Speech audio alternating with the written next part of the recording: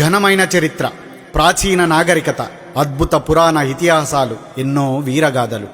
వీటన్నింటికంటే చరిత్రకారుల్ని అత్యంత ఆశ్చర్యపరిచింది ఒకటుంది. ఆ ఒక్కటే మిగతా ప్రపంచంతో మన దేశాన్ని విభిన్నంగా నిలిపింది. అదే పరమత సహనం. అవును, ఆ పరమత సహనమే మన దేశం మౌలిక స్వభావం. హిందూ, ముస్లిం, క్రైస్తవ, సిక్కు, జైన, బౌద్ధ, యూద్ ఎవరి మతం వాళ్ళది. హిందూ బాబాయ్, ముస్లిం బాయ్, క్రిస్టియన్ సిస్టర్, మందిర్, మస్జిద్, చర్చ్ ఎవరి ప్రార్థన వాళ్ళది. మతం పూర్తిగా ఒకరి వ్యక్తిగత విశ్వాసం.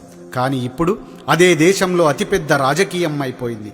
4 గోడల మధ్య మనం పూజించే దేవుణ్ణి పార్టీల జెండా మీదికి తెచ్చేశారు. పరమత సహనాన్ని తుంచి దేవుళ్ల మధ్యలో చిచ్చు పెట్టిందెవరు? ఈ వీధి రాజేష్కు ఆ వీధిలో ఉండే రసూల్తో గొడవెందుకు వస్తోంది? నువ్వు వాడుకున్న సలీం ఇవాళ నీకెందుకు శత్రువవుతాడు? నీతోనే ఈతాడిన విల్సన్ నీకెప్పటి నుండి పరాయి వాడయ్యాడు?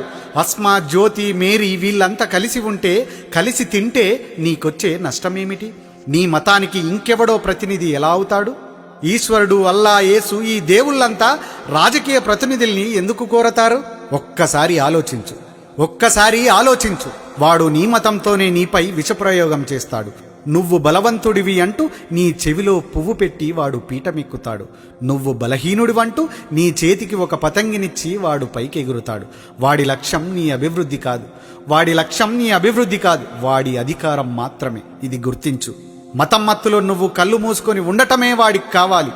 నువ్వు కళ్ళు తెరిస్తే ప్రశ్నిస్తావు, నువ్వు కళ్ళు తెరిస్తే నిలదీస్తావు, నువ్వు కళ్ళు తెరిస్తే వాడి అధికారాన్ని కూలదోస్తావు.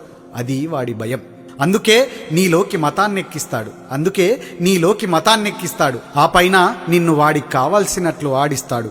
ఎన్నికలొచ్చిన ప్రతిసారి వాడి ఏకైక ఆయుధం మతం మాత్రమే. అదే ఆయుధంతో ఈసారి కూడా మళ్ళీ వస్తున్నాడు. నీ వైపే దూసుకొస్తున్నాడు. మేలుకో మిత్రమా, మేలుకో, త్వరగా తేరుకో. నిన్ను నువ్వు కాపాడుకోవాలి, ఈ దేశాన్ని కూడా నువ్వే కాపాడుకోవాలి అనే విషయాన్ని గుర్తుపెట్టుకో. జై హింద్, జై భారత్.